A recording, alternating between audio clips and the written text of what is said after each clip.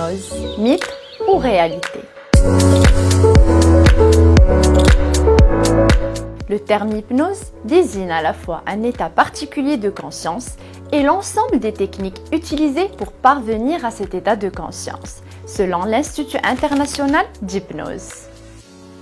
Cet état où les choses sont perçues différemment peut aider à faire ressurgir certains problèmes comme les traumatismes liés à l'enfance. L'exemple est d'une femme, 36 ans plus tard, se souvient d'un viol après une séance d'hypnose.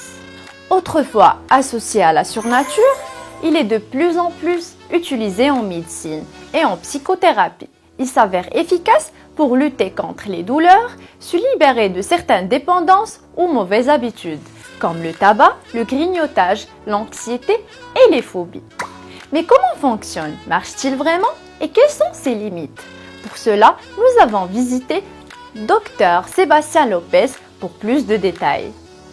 Il y en a plusieurs techniques, mais ce qu'il faut savoir, c'est que toute forme d'hypnose, avant tout, c'est de l'auto-hypnose. C'est-à-dire que l'hypnotiseur, lui, n'a pas de pouvoir surnaturel, on ne fait pas de lavage de cerveau non plus. Et ce qu'on fait, c'est on aide la personne qui vient nous consulter à comprendre comment mieux utiliser son cerveau.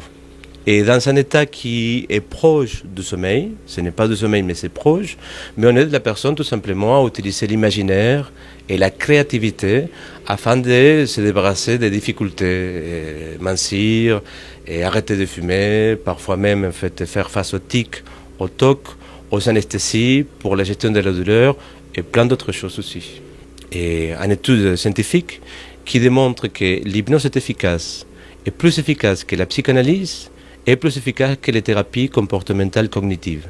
En fait, il n'y a pas de danger à faire de l'hypnose, car l'hypnose est avant tout un état. Un état comme lorsqu'on est heureux, c'est un état. Lorsqu'on est triste, c'est un état. Quand on dort, c'est un état. Et quand on fait de l'hypnose, c'est un état qui est différent d'un état ordinaire. Alors, il n'y a pas de danger à faire de l'hypnose, étant donné que nous passons tous, tout au long de la journée, par des moments dans lesquels on est légèrement en hypnose. Comme par exemple, quand tu as la tête un peu dans les nuages, ou quand tu lis un livre que tu es tellement concentré que tu oublies un tout petit peu le monde autour, ou quand tu as une conversation avec un ami et que tout se passe tellement bien que tu vois le temps passer. Il faut bien noter que l'hypnose reste une méthode complémentaire et ne remplace pas une consultation médicale. Face à un problème d'ordre physique ou psychologique, il faut en parler à un professionnel de santé qui établira alors la méthode de traitement appropriée.